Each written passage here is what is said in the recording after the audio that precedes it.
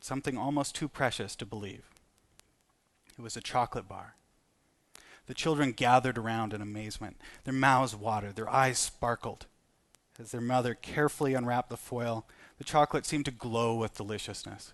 It seemed to sing.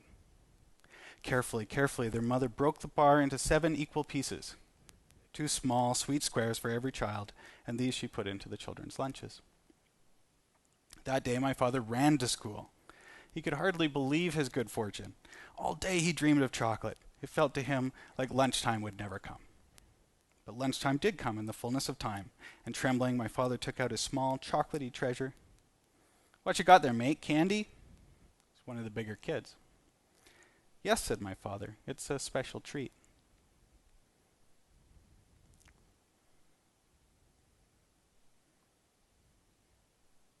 "Can I have some?" My father held the chocolate a little closer.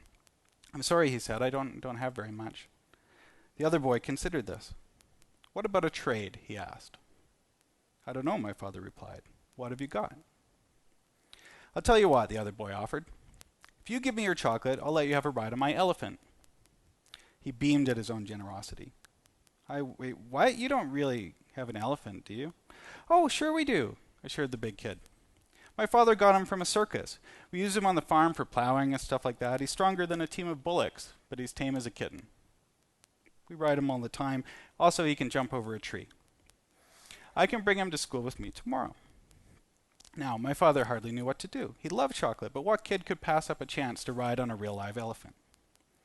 Swiftly the deal was made. They shook hands, and the big kid ate up that chocolate in 2 seconds flat. That night, my father could hardly sleep.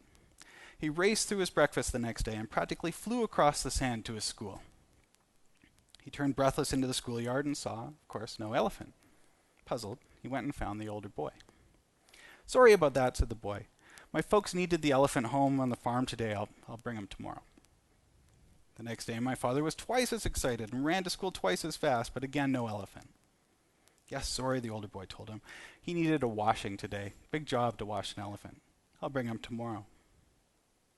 But the next day, the elephant was missing once more. "Sore foot today. I'll bring the elephant tomorrow for sure." At this point, I stopped and asked my own little boy, "What do you suppose happened next? Did Grandpa Farmer ever get his ride on that elephant?"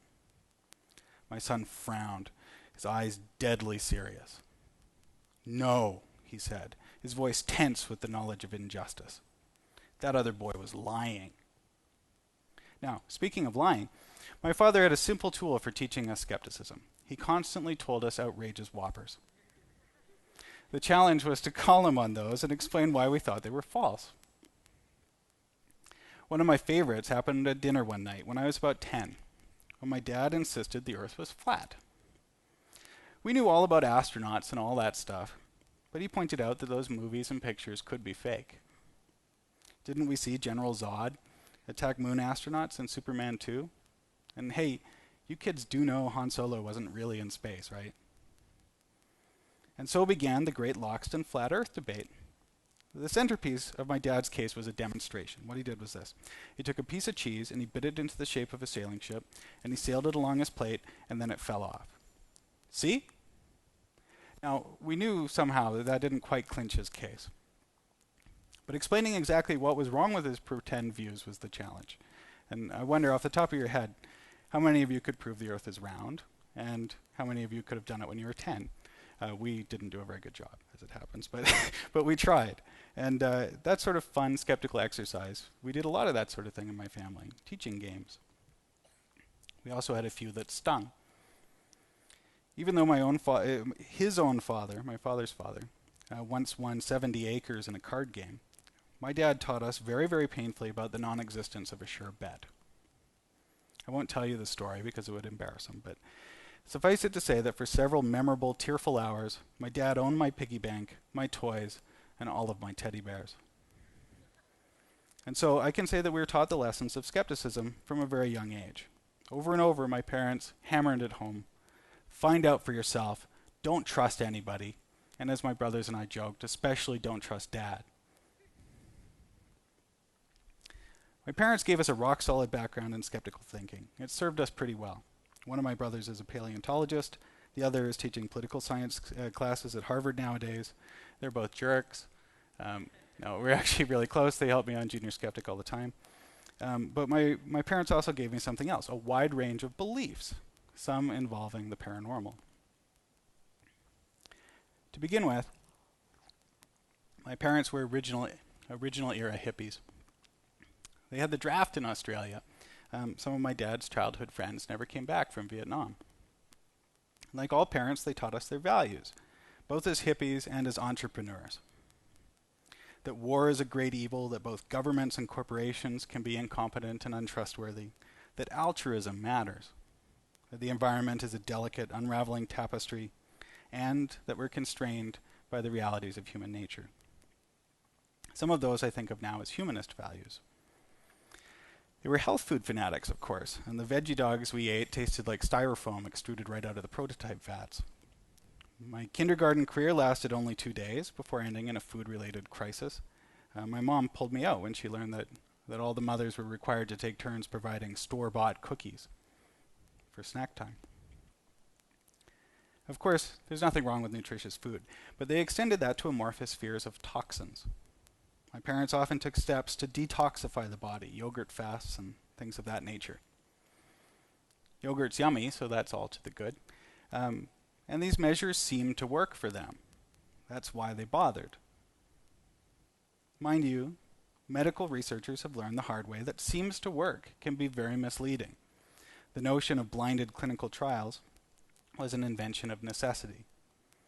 Consider the mesmerism craze that raged through aristocratic France during the 1700s. A slick medical guru named Franz Anton Mesmer sold the idea that the whole universe was filled with an invisible fluid that caused everything from the motion of the planets to human wellness. Mesmer claimed that he could harness this mystical energy, called animal magnetism, to cure the sick. Patients flocked to mesmerism clinics to receive a wide variety of treatments involving this mystical energy force. Group treatments were conducted by having patients sit in a circle around a tree that had been mesmerized, charged with mystical energy, or around a tub full of iron filings that had been mesmerized. These treatments seemed to work. During treatments, patients would often scream and thrash violently for up to 3 hours. Afterwards, many of these patients testified that they were cured. This became such a craze that the French king appointed a top-notch scientific commission to dig into it, including big gun scientists like Benjamin Franklin and Antoine Lavoisier. They realized that they needed a way to separate what seemed to be going on from what was actually happening. The first question was whether the force existed at all. As the commission's report put it, the question of existence is primary. The question of utility is not to be addressed until the first has been fully resolved. Animal magnetism may well exist without being useful, but it cannot be useful if it does not exist. They discovered that mesmerism only worked on people that believed in it, and then only if patients knew they were being treated. A mesmerized tree could send patients into convulsions, but if one out of a group of trees were secretly mesmerized, patients could not tell which one it was. Patients could feel what parts of their bodies were being mesmerized unless they were blindfolded. Most damning, patients went into convulsions when they were told they were being mesmerized, even when they were not.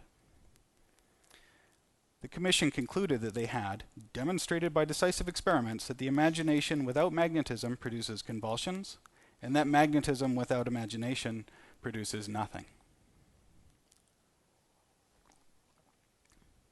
Now, it's not that my folks didn't like science. They actually loved it. They just didn't know very much about it. My dad tells a story about being caned right out of his desk at school as a little boy for his answer to the question, if steel is heavier than water, what keeps a battleship from sinking? My dad's answer was surface tension, and that got him a whack.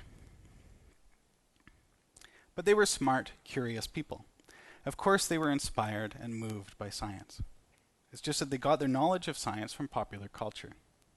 They'd get a bit from the news here, another bit from a sci-fi movie there, another bit from a documentary or a magazine in a doctor's office, or something someone told them at a dinner party.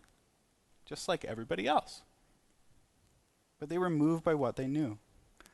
My dad would sometimes say, "Close your eyes, kids, and imagine a sandstorm a mile high and 100 miles wide, opaque with the swirling motes of dust. Now imagine that every one of those tiny specks, billions upon billions upon billions, is a sun. Just think how many planets there must be, and imagine the life that must live out there." With that sort of cosmic perspective, it's not surprising that he found UFO claims intensely plausible. Who wouldn't? I certainly did. Until you dig deeper, alien spacecraft claims look pretty damn good. Countless thousands of people have seen UFOs. And I'm not just talking about lights in the sky. Thousands of people personally remember being taken on board these things. So it's not surprising that about a third of adults believe that extraterrestrial beings have visited the Earth. Sagan nailed this problem when he was describing his conversation with Mr. Buckley, the driver. A bright and curious person who relies entirely upon popular culture to be informed about something like Atlantis is hundreds or thousands of times more likely to come across a fable treated uncritically than a sober and balanced treatment. Maybe Mr. Buckley should know to be more skeptical about what's dished out to him by popular culture, but apart from that, it's hard to see how it's his fault, Sagan said. He simply accepted what the most widely available and accessible sources of information claimed was true. As a result, Sagan said, Mr. Buckley was systematically misled and bamboozled. I can relate because the exact same thing happened to me. My folks had some wonderful books that served up some wonderful baloney. As a kid, I went through them like a chainsaw. Psychics, aliens, spontaneous human combustion, wonderful stuff. But it wasn't just the stuff that my parents had that they were reading. Skeptics sometimes downplay the fundamental reasonableness of basing conclusions on your own direct, personal, visceral experience of the world. Direct experience is how you know where you parked your car or whether you like jalapenos. And direct experience is the reason that many people hold paranormal beliefs. For example, I know several people who believe in ghosts for the perfectly straightforward reason that they personally saw a ghost. They're willing to consider alternate explanations, but of course their personal ghost encounter leans heavily on the scales of evidence. Science may say it's wise for Ebenezer Scrooge to suppose Marley's specter may be an undigested bit of beef, a blot of mustard, but Christmas Carol audiences understand that ghost belief would be pretty reasonable under the circumstances. This happened to my own mother. Shortly after the birth of my youngest brother, she woke up to a spectral attack. An apparition of a man was on top of her, choking her, holding her down on the bed. She couldn't move and she could see the ghost. I don't know about you, but that would scare the heck out of me. And her story had a real hair-raising impact on me when I first heard it as a young teen. Now, here's what my mom and I did not know and didn't learn until many years later. Science has a rock-solid explanation for her ghost attack or for experiences like it. It turns out that as much as half the population may experience something called sleep paralysis. When we sleep, our motor system is shut down so we don't hurt ourselves. This is like a parking brake. But it doesn't always work perfectly. Some people thrash around in their sleep or they get up and they make a sandwich. And other people remain paralyzed for a minute or two after they wake up, or while they're waking. Since this happens at the transition between sleep and wakefulness, it often comes with hypnopompic hallucinations, dreams intermixed with awareness of our surroundings.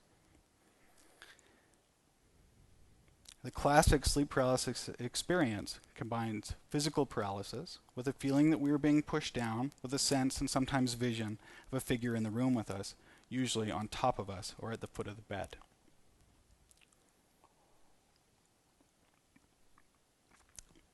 This has been scaring people as long as there have been people.